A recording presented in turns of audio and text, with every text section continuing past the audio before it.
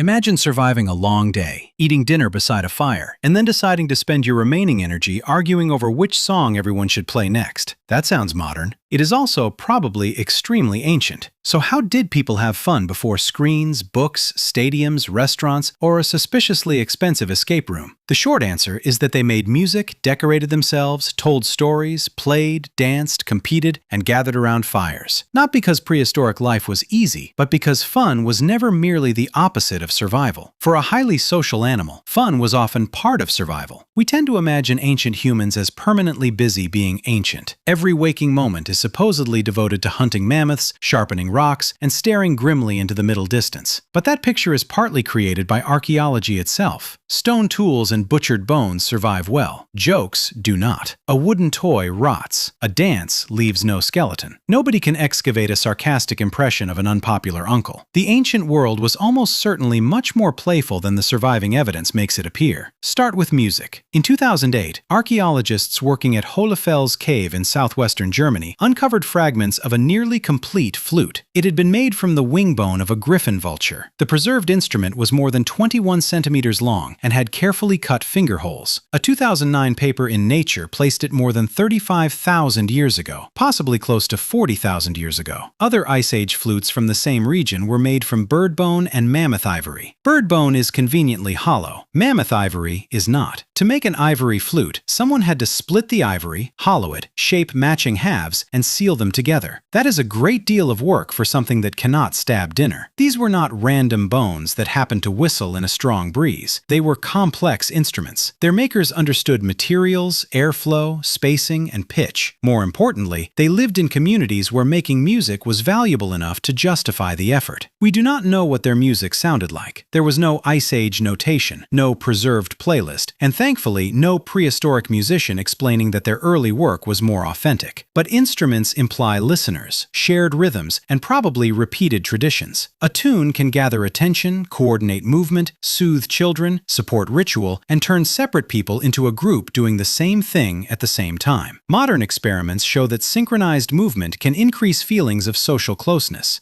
Moving together requires people to monitor one another, predict timing, and cooperate. Music provides an external clock for the group. This does not prove that music evolved for social bonding, but bonding is one credible part of the explanation. And where there is rhythmic music, dancing is hardly an outrageous possibility. Dance is almost invisible archaeologically. A flute can survive. The person enthusiastically misjudging the rhythm cannot.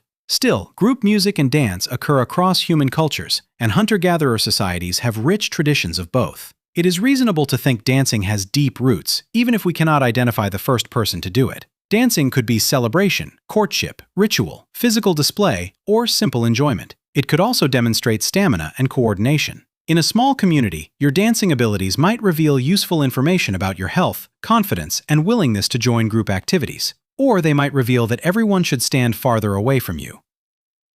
Ancient people also changed how they looked. Pigments appear deep in the human record. Ochre, an iron-rich mineral that can produce reds, yellows, and browns, was ground, scraped, mixed, and transported. It had practical uses, including possible roles in adhesives, hide processing, and skin protection. But some pieces were deliberately engraved, and some pigment preparations appear connected to visual expression. At Blombos Cave in South Africa, archaeologists found engraved ochre, shell beads, and a roughly 100,000-year-old pigment processing setup that used abalone shells as containers. Another object from the site, dated to about 73,000 years ago, carries lines drawn in red ochre on a stone flake. We cannot ask what the design meant. It may have been symbolic, decorative, experimental, or part of something larger. But someone chose to make a visible pattern. That is a very human decision. The object did not need to be patterned to function as a rock. Pigment could transform a body, a hide, a tool, or a surface. A person could become visually distinct for a gathering, a ceremony, a hunt, or a social occasion. Color turns the body into a message.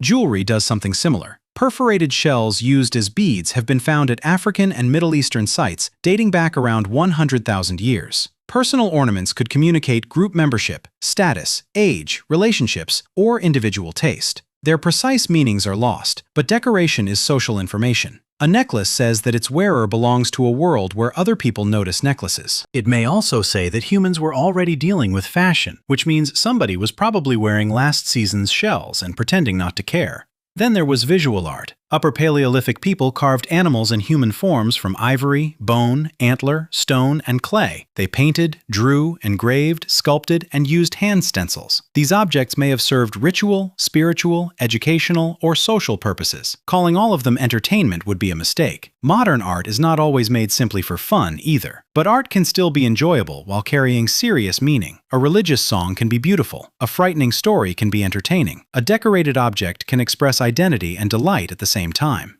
Ancient people did not need to divide life neatly into work, religion, education, and leisure. One activity could do all four. Fire may have helped bring these activities together. A study of engraved limestone pieces from the Magdalenian site of Montastruc in France found patterns suggesting some had been placed close to hearths. Experiments showed that flickering firelight moving across the engraved surfaces could make animal forms appear dynamic. Not animation in the modern sense, but something close enough for a brain that is eager to detect motion in shifting shadows. Imagine engraved animals seeming to move while someone tells a story beside the fire. That exact event remains speculation. The objects cannot confirm what people said around them. But fire created a special social space. It extended useful hours beyond sunset, gathered people into a small circle, and changed what they could see. Research with Juhowansi communities in southern Africa offers a useful comparison, not a direct window into prehistory. Anthropologist Polly Wiesner found that daytime conversations often focused on practical matters and social problems. At night, talk shifted toward stories, songs, dance, and ceremony. Firelight changed the mood of the group. Stories are especially important because they allow humans to practice situations without physically entering them. A story about a dangerous animal can carry ecological knowledge. A tale about betrayal can teach social rules. A comic story can reduce tension by letting everyone recognize familiar behavior from a safe distance. Stories also expand a community beyond the people currently present. The dead can speak. Distant relatives can remain socially real. Imaginary beings can enforce rules. A child can learn what bravery, greed, generosity, or stupidity looks like before attempting any of them personally. It is impossible to date the first story because language does not fossilize. Prehistoric images showing humans, animals, and apparent action may suggest narrative thought, but the meaning is uncertain. The safest conclusion is not that we have recovered a particular ancient tale. It is that humans became extraordinarily dependent on sharing experiences through imagined events. Play performed a similar job. Young mammals commonly rehearse adult abilities through play. They chase, wrestle, stalk, hide, and test limits. Human children add elaborate pretend worlds. A stick becomes a spear, an animal, another person, or a tool with rules understood only by the child holding it. Studies of hunter-gatherer childhood describe children learning through mixed-age playgroups. They imitate hunting, food preparation, tool-making, and other adult tasks. Archaeologists have also identified small tools, novice stoneworking, marks, footprints, and possible play objects in prehistoric contexts. The word possible matters. A miniature object could be a toy, a ritual item, a practice piece, or all three. Archaeologists should not label every mysterious object a toy simply because its serious purpose has escaped us. Formal Paleolithic games are even harder to identify. People could race, wrestle, throw objects, imitate animals, play guessing games, or invent contests using materials that left no recognizable trace. A game needs rules and players. It does not necessarily need equipment that survives for 20,000 years. Play gave children a low-risk space to practice dangerous skills. Missing a pretend target is embarrassing. Missing an animal during a real hunt may mean hunger. Wrestling teaches balance and restraint. Chasing games develop speed and prediction. Pretend play rehearses social roles and unexpected problems. Adults play for many of the same reasons. Competition tests skill and status without requiring actual conflict. Humor releases tension. Shared amusement creates trust. A person who can make others laugh, sing well, tell a gripping story, or organize a game contributes something valuable to the group, even if that contribution cannot be sharpened into a spear point. This is the deeper mistake in the usual picture of prehistoric fun. We treat leisure as a luxury that begins after all useful work is finished. For ancient humans, useful work was never finished. Food could disappear. Weather could turn. Injuries could become fatal. Other groups could become rivals or allies. Yet those pressures made social connection more important, not less. Music coordinated people. Dance synchronized them. Jewelry displayed identity. Pigments transformed appearance and objects. Stories stored knowledge and explored social problems.